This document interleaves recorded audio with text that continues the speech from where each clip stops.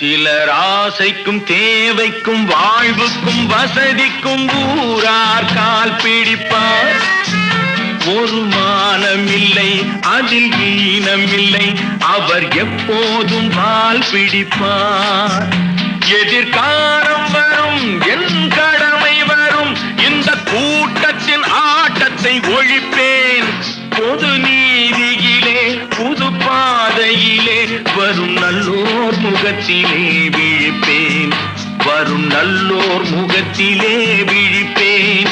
நான் ஆணையிட்டால் அது நடந்து விட்டால் இங்கு ஏழைகள் வேதனைப்பட மாட்டார்.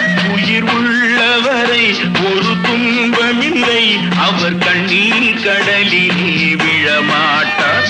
அவர் கண்ணீர் கடல்